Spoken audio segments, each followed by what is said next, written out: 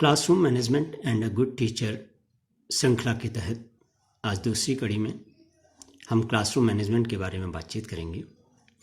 Classroom management is a term used by teachers to describe the process of ensuring that classroom lessons run smoothly without disruptive behavior from students compromising the delivery of instruction।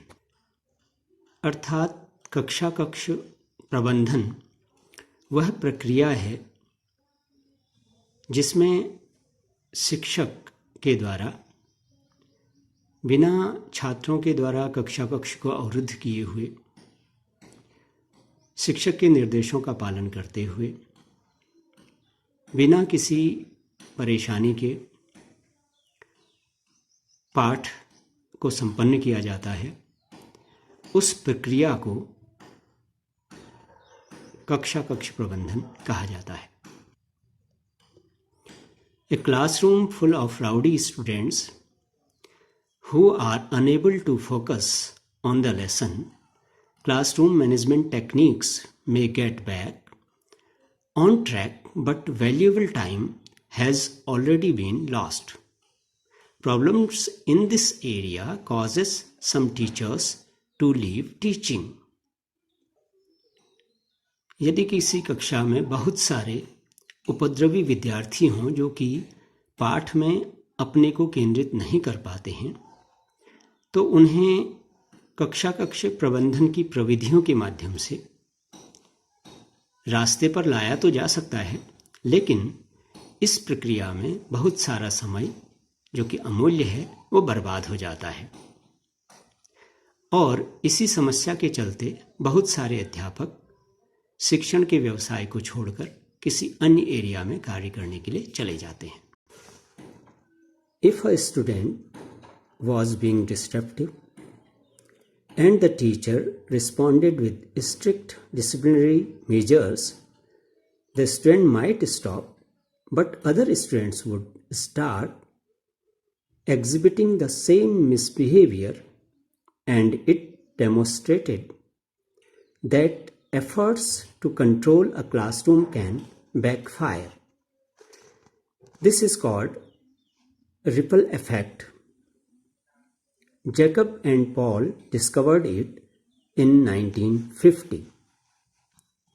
यदि किसी कक्षा कक्ष में कोई विद्यार्थी अवरोध पैदा कर रहा है या अनुशासनहीनता कर रहा है या प्रॉब्लम क्रिएट कर रहा है, तो ऐसी स्थिति में शिक्षक के द्वारा कठोर अनुशासनात्मक कार्रवाई को अपनाते हुए उसे ऐसा करने से रोका जा सकता है।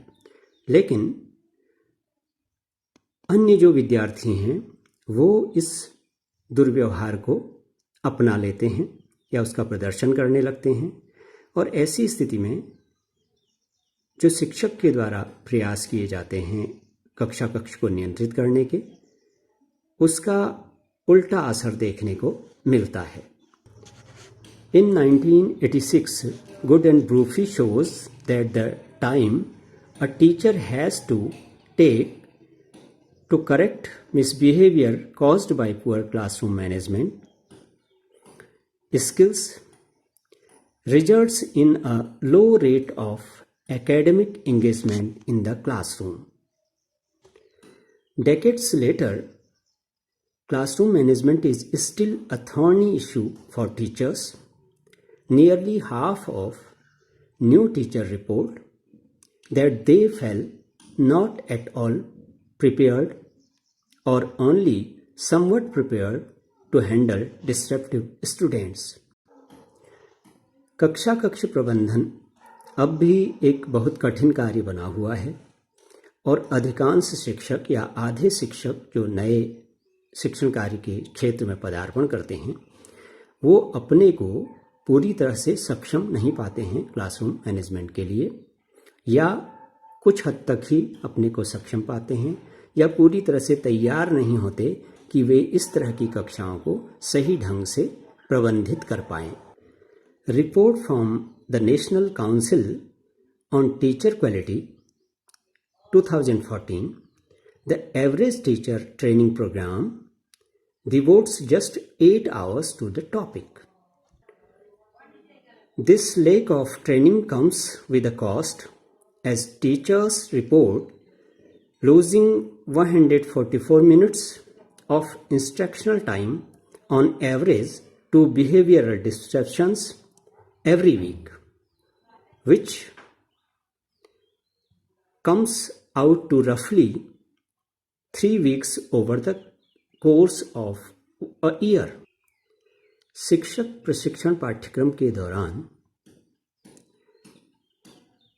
पूरे प्रोग्राम के तहत केवल 8 घंटे का समय कक्ष प्रबंधन के लिए दिया गया है, और इस कमी की वजह से जो टीचर ट्रेनिंग लेने के बाद कक्षाओं में पढ़ाने के लिए जाते हैं, उनका एवरेज प्रति सप्ताह 144 मिनट बर्बाद होते हैं कक्ष प्रबंधन को लेकर या कक्षा की समस्याओं को ठीक करने में। और इस तरह से एक वर्ष में 3 सप्ताह का समय केवल इसी कार्य में बर्बाद हो जाता है, जबकि उस समय का उपयोग शिक्षण कार्य में किया जा सकता था। इसलिए आवश्यकता इस बात की है कि शिक्षक प्रशिक्षण का जो पाठ्यक्रम है उसमें कक्ष प्रबंधन को अधिक महत्व दिया जाए, और शिक्षक प्रशिक्षण संस्थानों के द्वारा कक्ष प्रबंधन के संदर्भ में अधिक समय निर्धारित किया जाए और छात्र छात्राओं को इस कार्य में दक्ष, कुशल या स्किल बनाया जाए, ताकि जब भी वे शिक्षण व्यवसाय में यदि आएं तो वहाँ उन्हें कक्ष में इस तरह की समस्याओं का सामना कम करना पड़े, या वे अच्छे ढंग से कक्ष को प्रबंधित कर पाएं। इसलिए ये जिम्मेदारी बनती है कि कक्ष प्रबंधन को में कुशल बनाने के लिए हमें अपने शिक्षक प्रशिक्षण कार्यक्रमों पर इस ओर अधिक ध्यान दिया जाए।